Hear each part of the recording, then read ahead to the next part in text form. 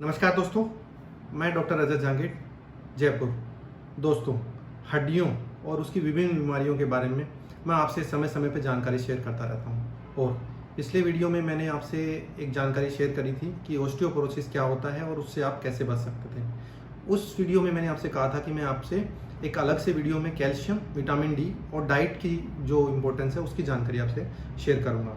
तो दोस्तों, इस वीडियो में हम जान लेते हैं कि कैल्शियम, विटामिन डी और डाइट, इसकी क्या इंपॉर्टेंस है आपकी बोन हेल्थ को लेके। दोस्तों, सबसे पहले स्टार्ट करते हैं कैल्शियम से। तो कैल्शियम मेनली डिराइव्ड है चूने से। वर्ड होता है कैल, कैल का मतलब होता है चूना। तो ये जो है कैल्शियम है वो चूने में मैक्सिमम पाया जाता है और अपने शरीर में जो 99% कैल्शियम है वो बोन में मिलता है। 1% कैल्शियम है वो ब्लड में और थोड़ा सा जो छोटी सेल्स या कोशिकाएं जो होती है उसमें कुछ रहता है।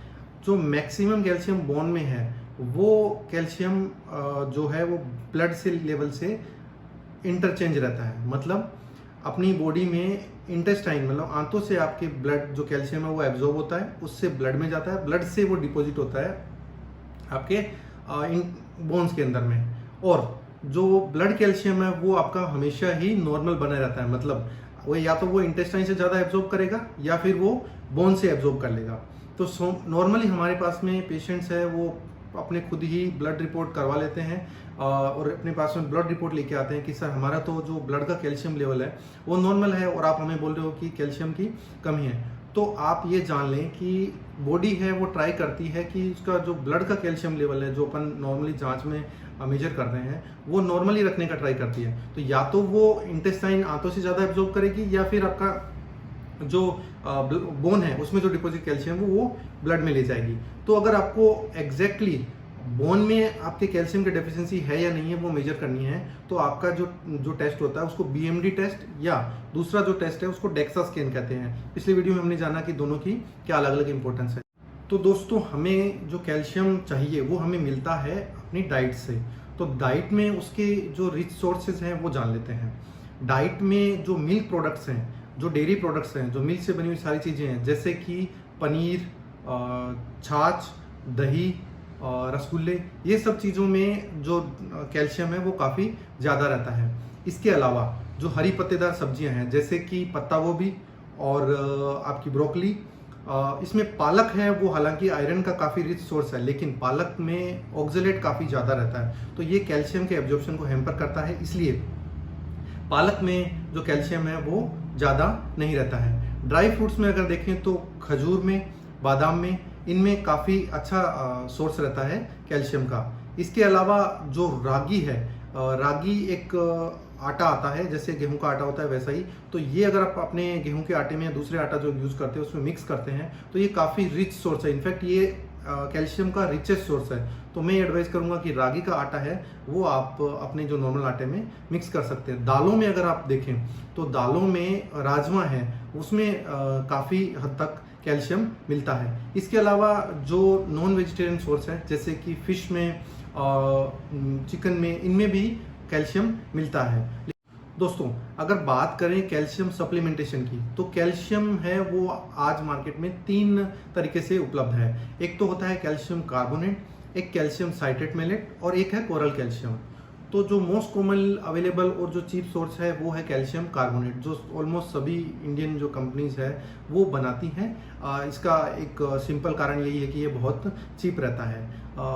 लेकिन जो कैल्शियम कार्बोनेट है उसके एब्जॉर्प्शन के लिए जो आपकी जो आंतों में जो हाइड्रोक्लोरिक एसिड होता है उसकी रिक्वायरमेंट रहती है, जो आपकी पेट में एसिड होता है उसकी रिक्वायरमेंट रहती है। तो आप ये देखें कि 45 की एज के बाद में ज़्यादातर पेशेंट में हाइपोक्लोराइडिया मतलब जो उनका एसिड लेवल है वो कम रहता है। तो इसलिए इसका एब्जॉर्प्शन है वो काफ़ी कम हो जाता है। और ज़्यादातर ये जो पेशेंट्स हैं पेन किलर ले रहे होते हैं या एंटासिड ले रहे होते हैं, इस वजह से इनका जो HCl हाइड्रोक्लोरिक एसिड का लेवल है वो और भी कम रहता है। तो ये इन पेशेंट्स में जो कैल्शियम कार्बोनेट वो और भी कम एब्जॉर्ब होता है। कार्बोनेट के कुछ पेशेंट्स जैसे 2 से 4% केसेस में ये इनटॉलरेबल भी हो सकता है, जैसे उनका पेट में हमेशा भारीपन रहना, या कुछ केसेस में ये कॉन्स्टिपेशन भी कर सकता है। स्पेसिफिकली जिन लोगों को या तो वो एंटासिड यूज़ कर रहे हैं जिनका एसिड लेवल है वो कम रहता है, उन लोगों को ये दिक्कत कर सकता है। अगर अपन दूसरा जो कैल्शियम है, कैल्शियम साइट्रेट को देखें तो इसके एब्जॉर्प्शन के लिए नॉर्मली अपन को हाइड्रोक्लोरिक एसिड की जरूरत नहीं मिल रहती है।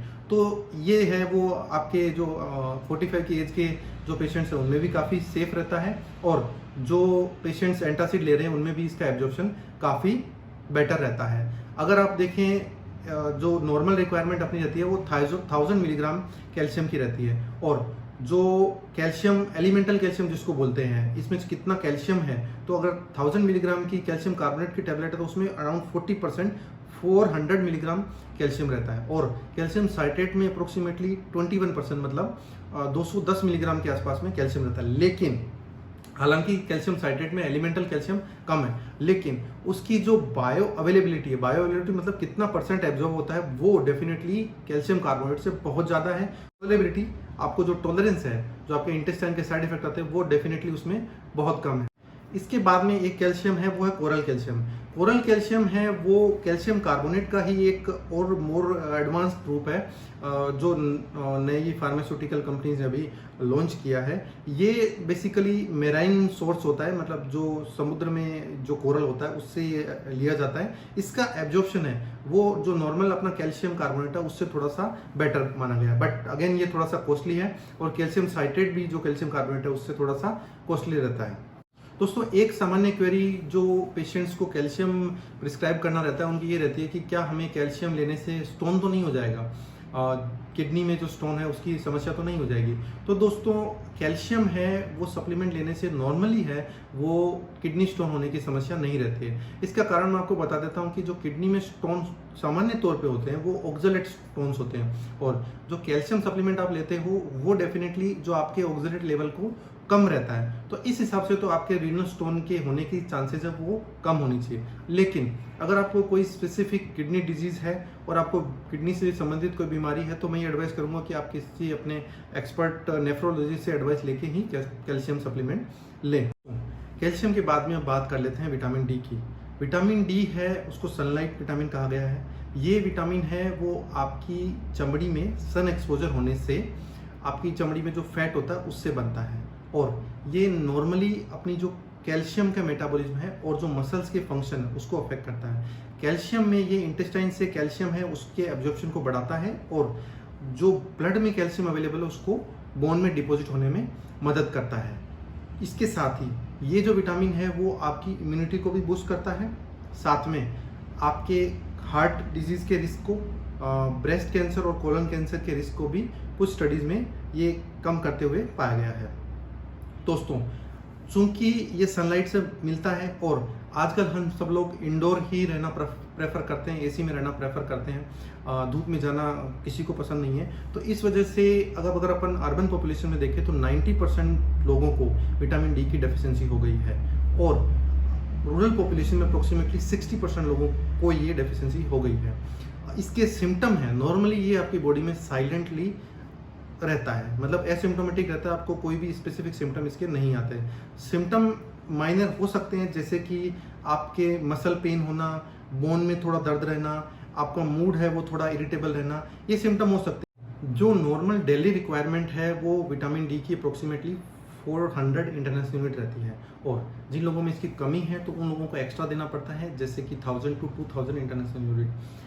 डाइटरी सोर्स अगर अपन का देखें तो नॉन वेजिटेरियन डाइट जैसे फिश या कोड लीवर ऑयल में ये काफ़ी रिच होता है। वेजिटेरियंस के लिए कुछ ज़्यादा सोर्स अवेलेबल नहीं है। जो बेस्ट सोर्स अवेलेबल है, चीपली अवेलेबल है, वो है सनलाइट। तो आप धूप में जो सुबह के टाइम में, या जैसे आपका दिन जिस दिन अवकाश रहता है संडे के दिन, आप एटलीस्ट 1 आवर सन एक्सपोज रहें, जिसका मतलब आप अपने जो क्लोथ्स हैं उनको रिमूव करके जो चमड़ी है वो सन को एक्सपोज रहेगी, तो ये जो है वो काफ़ी अच्छा आपको विटामिन मिल पाएगा। है तो आप विटामिन डी सप्लीमेंट्स भी ले सकते हैं, जो कि विटामिन डी आज के समय में मोस्ट प्रिस्क्राइब्ड विटामिन है वर्ल्ड में। और अगर आपको विटामिन डी की कमी है वो कुछ स्पेसिफिक केसेस में ज़्यादा भी रह सकती है। जैसे आपकी अगर स्किन है वो डार्क है, तो डार्क स्किन के अंदर में सन एक्सपोज होने के बावजूद भी विटामिन डी है वो काफ़ी कम बनता है, तो उस केस में भी आपको विटामिन डी की रिक्वायरमेंट है वो काफ़ी ज़्यादा हो सकती है। या अगर किसी बीमारी की वजह से या किसी और कारण से आपको घर में ही रहना पड़ता है, जैसे कोई मोरिबेंड पेशेंट है जो बिल्कुल ही बेड रिडन है और चल नहीं पाते हैं, बाहर नहीं जा पाते हैं, तो उन पेशेंट्स में भी विटामिन डी की रिक्वायरमेंट है वो काफ़ी ज़्यादा हो जाती है, और इन पेशेंट को विटामिन डी सप्लीमेंट हम रेगुलरली एडवाइस करते हैं। तो दोस्तों डिस्कस कर लेते हैं कि विटामिन डी के टाइप्स किस तरह के होते हैं और विटामिन डी के डिफरेंट फॉर्म्स क्या अवेलेबल है। विटामिन डी है वो 3 तरह का हो सकता है टाइप्स। फर्स्ट टाइप का आता है उसको कहते हैं कोलेकैल्सिफेरॉल, जो इनएक्टिवेटेड विटामिन डी है, और ये विटामिन डी है वो लीवर और किडनी डिजीज के जो पेशेंट्स हैं उनमें यूज़ नहीं होता है। ये काफ़ी चीपली अवेलेबल विटामिन है और ये काफ़ी सेफ रहता है। सेफ का मतलब ये है कि ये अगर बॉडी में एब्जॉर्ब होगा तो वो बहुत ज़्यादा हाई लेवल प्रोड्यूस नहीं करता है और इसकी टॉक्सिसिटी होने के चांसेस काफ़ी कम रहते हैं। इस वजह से ये इसकी जो मॉनिटरिंग है वो भी रिक्वायर्ड नहीं रहती है। मतलब आपको जो ब्लड लेवल या चेक करना है विटामिन डी का वो काफ़ी समय के बाद में भी आप चेक करवा सकते हैं। इसके बाद में जो विटामिन आता है उसको कहते हैं अल्फा कैल्सीडाइल। ये नॉर्मली जो लीवर डिजीज के पेशेंट हैं उनको दिया जाता है। तीसरा जो टाइप है वो है कैल्सीट्रायोल, ये जो है वो किडनी डिजीज के पेशेंट को दिया जाता है। और अल्फा कैल्सीडाइल और अल्फा कैल्सीट्रायल इन दोनों ही विटामिन्स में डोज मॉनिटरिंग की रिक्वायरमेंट रहती है, क्योंकि ये एक्टिवेटेड फॉर्म्स है तो इनकी टॉक्सिसिटी होने के चांसेस रहते हैं। अब डिस्कस करते हैं दोस्तों कौन सी फॉर्म्स अवेलेबल है। तो मार्केट में आप देखेंगे कि इमल्जन फॉर्म जो कि लिक्विड है, बोटल्स में आता है, वो अवेलेबल है। ग्रेन्यूल्स अवेलेबल है जो कि शेशे में आते हैं, अलावा टैबलेट और कैप्सूल फॉर्म में भी ये अवेलेबल है। चारों फॉर्म्स में से जो भी आपको सूटेबल हो, जो आप अच्छे से ले पाते हो वो आप ले सकते हैं। एडवाइजेबल ये रहता है कि जिन लोगों में डेफिशिएंट है उसमें हम लोग 60,000 इंटरनेशनल यूनिट वीकली आपको देते हैं, और ये आपको 6 to 8 वीक देते हैं। फिर कुछ गैप के बाद 6 to 8 मंथ के बाद में दोबारा रिपीट किया जा सकता है, और नॉर्मली ये एडवाइजेबल रहता है कि 6 मंथ के बाद में आप अपना जो विटामिन डी लेवल है वो दोबारा से कराएं। इसके अलावा एक फॉर्म और अवेलेबल है इंजेक्टेबल विटामिन डी। ये है 6 लाख इंटरनेशनल यूनिट में अवेलेबल है। जिन लोगों को जो विटामिन डी है लेवल वो 4 से भी कम हो गया, सीवियर विटामिन डिफिशिएंसी है, उनको अगर ज़्यादा लेवल पे करेक्ट करना पड़े तो उसके लिए हम ये यूज़ करते हैं। सामान्यतः जनरल हम ये एडवाइस नहीं करते हैं क्योंकि ये इंजेक्टेबल फॉर्म्स है इसलिए। कैल्शियम और विटामिन डी के साथ में प्रोटीन का भी काफ़ी इंपॉर्टेंट रोल है।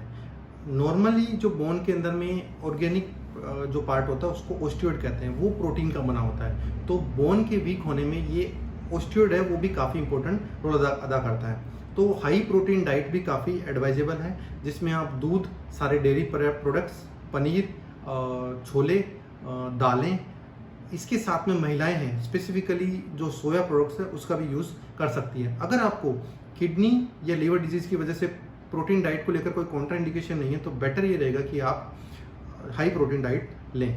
साथ में दोस्तों फिजिकल एक्टिविटी का भी काफ़ी बड़ा इंपॉर्टेंट रोल है, क्योंकि अगर आप फिजिकली एक्टिव रहेंगे तो आपकी बोन्स पे स्ट्रेस रहेगा, और स्ट्रेस रहने की वजह से जो ब्लड में कैल्शियम अवेलेबल है वो बोन्स में डिपॉजिट होगा, और जो इंटेस्टाइन में कैल्शियम एब्जॉर्ब हो रहा है उसकी भी जो अमाउंट है वो बढ़ जाएगी। तो डेफिनेटली इंटेस्टाइन से ब्लड में, ब्लड से बोन में जो कैल्शियम का डिपोजिशन है वो बढ़ जाएगा।